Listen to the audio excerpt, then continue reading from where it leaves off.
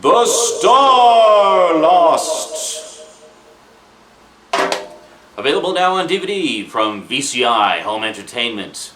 Well, last time we talked about the show, this time we're going to talk about the DVD release and the previous home video releases. Let's talk about it today on the Multimedia Chronicles.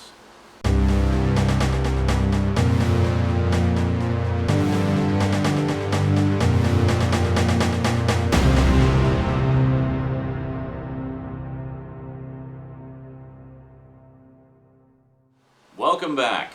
Okay, before we talk about this, I'd like to talk a little bit about how the Starlost has been available on home video all these years up until now, when we finally have the complete series DVD set. Now, I gotta give you a little bit of background info here. One thing that was popular in the 80s was taking short-lived shows and taking a group of 10 episodes of, say like an hour-long show, and compiling them into movies.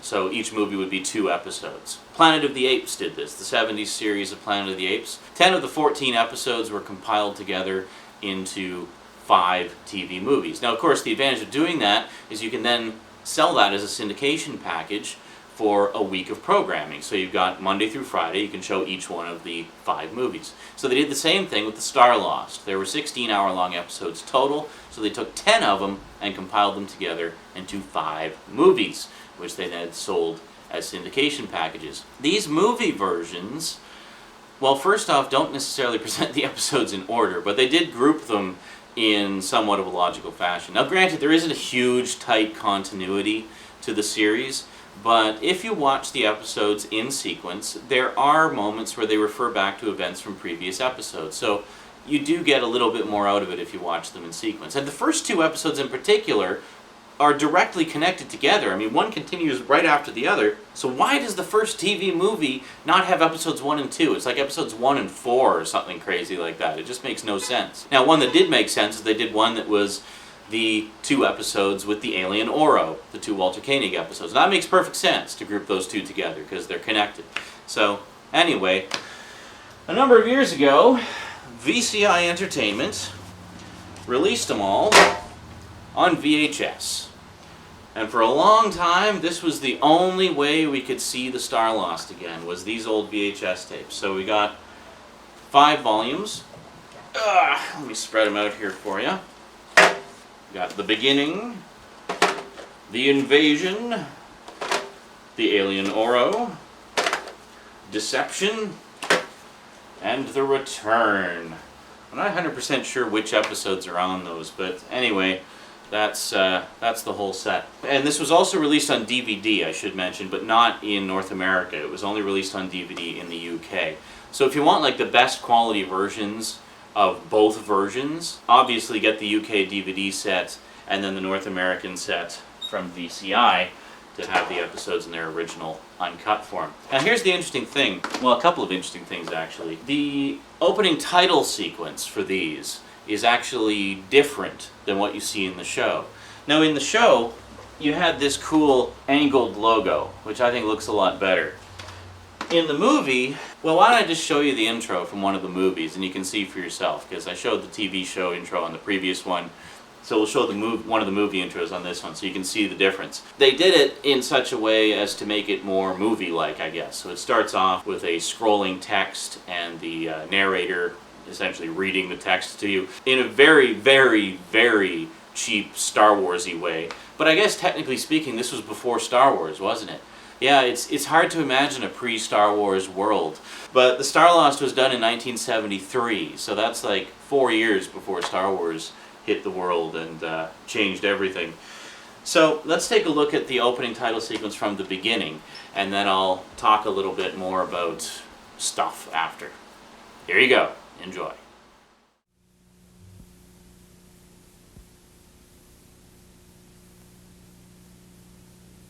In the year 2285, a catastrophe of galactic proportions threatened all Earth life with extinction. News of this catastrophe caused panic and riots. The leaders of planet Earth selected species to seed other planets in an effort to save the legacy and culture of the human race.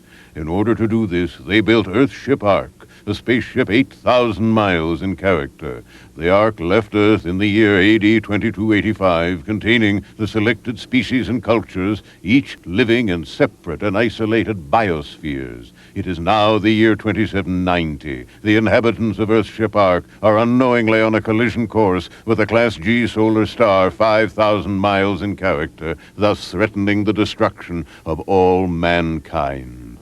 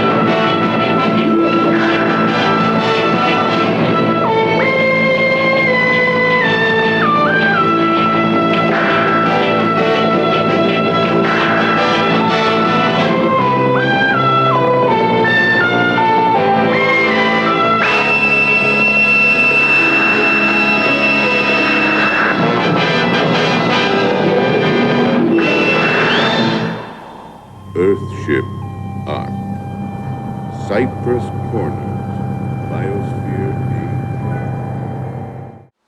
And there you have it. So yeah, it's not a bad intro. I mean, for the movie compilations, it does give it, I think, a little bit more of an epic feel to it, and a little more sense of urgency of the danger they're in, and they have to find a solution and save the ship. Blah! But you know, the title itself, I mean, it's just a plain like sans serif font.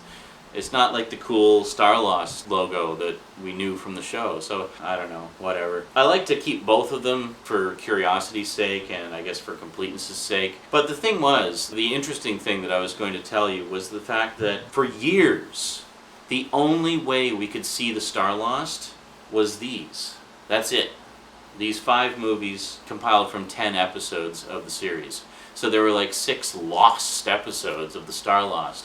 Now I did manage to get my hands on some fan recordings of them, recorded back when the show was being repeated in the 80s. That's when I watched the show a fair amount, was in the early 80s. It was being repeated in my area, so I remember I taped 1 episode back in the day, and always meant to tape all of them, but I just never got around to it. And then by the time I thought about it again or discovered that tape again of the 1 episode I had recorded, it was gone. And since the early 80s, it's just been gone.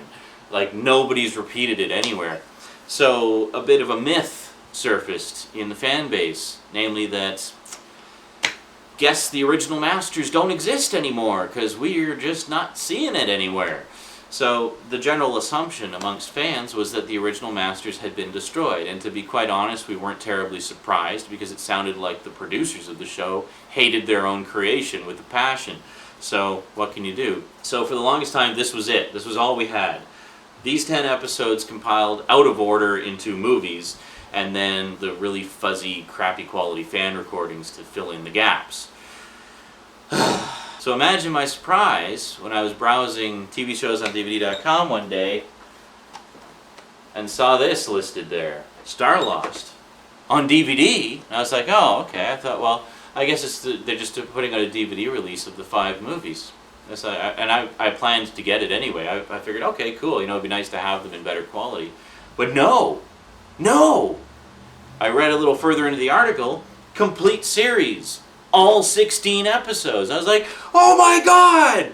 They still exist! So I was overjoyed, and it was great. So now I have both. And this is great. I mean, this is like a Starlost fan's dream here. The only thing I don't have is the UK set of the movies, which, you know, at some point I'd like to get my hands on just for completion's sake. And I'll keep the VHS ones anyway, because they got that cool artwork. The guy definitely looks like Keir Delay, sans mustache. I don't know why they did that, because he has a mustache throughout the entire series. But the girl, I don't know. The girl's obviously supposed to be his companion, but doesn't look anything like her, but I don't know, whatever. It's still cool. I mean, when you see the artwork, it looks pretty cool on your shelf, so no real complaints there. Now, the DVD cover, of course, is a little more badass and actually uses photos from the show. Now, let me just quickly give you a look inside here. This is actually quite nice. So inside we have a booklet, which I'll talk about in a moment. And then you got the whole series on 4 discs. Now this I like. I have to say this I like. Because you notice? How often do we get sets where discs are overlapping, right? But look at this. The tray. None of the discs touch each other. They're all separate. Beautiful! Thank you, VCI. That's the way to do it. And the hubs are nice and tight enough to hold the disc, but not so tight that they snap them in half when you take them out. Nice hubs there. And you get all of them on 4 discs. And then inside the booklet here, you got ads for a few more VCI titles here. Now I should mention, just to avoid confusion, and you know in the past I've talked about BCI a lot, BCI Eclipse. This is not the same company, it's just a coincidence of name. This is VCI. I know the B and the V are right next to each other on the keyboard. This is VCI Entertainment, and they do a lot of stuff like this, classic shows. They're kind of like Shout Factory in that respect, actually. And then we got like this big essay about the making of the show and the behind-the-scenes turbulence and stuff and whatnot. This is by Simon St. Laurent, or Laurent. Sorry, my French is non-existent. Bad Canadian. So in terms of picture and sound quality, it's really, honestly, it looks as good as it's ever going to look. I mean, this is a show that was shot on videotape in 1973, so the tapes do show their age a little bit in some cases. But, you know, the funny thing is, the nice thing about videotape is if it's kept in nice condition, the image doesn't really deteriorate that much. I mean, as long as you time-base correct it to lock it down, which obviously they've done here, it looks great. I mean, it looks like it could have been filmed yesterday. It just has this crispness, this immediacy. I always felt the same way about Doctor Who. I mean, the old Doctor Who's were shot on a mix of film and video. And it makes it seem like it's brand new all the time, you know, like the news or something, like it's current, even though it was filmed, 37 years ago. So in terms of the picture quality, you do see the occasional tape dropout and a little bit of very slight video interference, I guess, from the heads or whatever, or just the heads that it was recorded on at the time, and there's just no way to get rid of that now. So there's a little bit of noise here and there, but overall the picture's pretty clean. Pretty clean indeed. You know, as I say, just a side effect of being shot on video. And pretty nice bit rate throughout. I think it's around 6,000 or 7,000 throughout. I mean, you got 4 episodes per disc, spread evenly throughout the set, so that's quite nice. Audio, I mean, again, it's a show from 1973, so don't expect your surround sound system to get good work out with this. But it's loud, clear, crisp, and clean. You don't have any problems hearing anything, and it's quite nice. But anyway, I didn't detect any problems, so it sounded good to me. The most important thing being the theme song. Because, I mean, come on, that's a kick-ass theme song right there. I love that theme song. Early 70s synth, you know, with a bit of, I don't know if that was good, I think it was guitar for the bass line. It just sounded awesome. Almost like something Pink Floyd might do, you know. In terms of extras, there's sadly only one item, but it's a good one. It's a really good one. We actually get transferred from a recently discovered 16mm film print. We get the original promotional pitch reel that was used to sell the show and to get funding for it. Wow, now that's a piece of television history right there. So you've got Keir DeLay hosting it, along with Douglas Trumbull talking about the effects. So that's pretty cool. And you can tell from some of the comments made throughout that the concept and the series was still in the process of being developed. For example, Keir DeLay's character is not named Devon, he's actually named Victor, or Vic for short. So somewhere along the line that changed to Devon. I gotta say, he's got quite the hairdo in that too. He got like shoulder length hair, which is really unusual to see Keir DeLay like that, because we're all used to seeing him as Dave Bowman, of course, in 2001, where he's practically got a crew cut. And to see him with like this hippie hair was just trippy, man.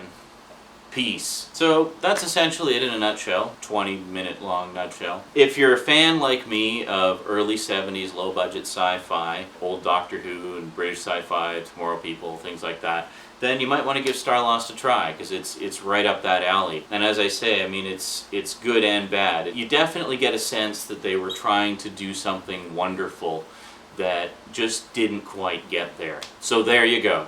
The Starlost. Forgotten gem of early 70s sci-fi. Just a gnat's wing short of greatness, but still pretty darn entertaining for what it is. Well, folks, that's it from me to you for now. Hope you enjoyed this little take on something you probably never even heard of, but might want to check out. I will talk to you next time. Until then, thanks for watching, and sayonara.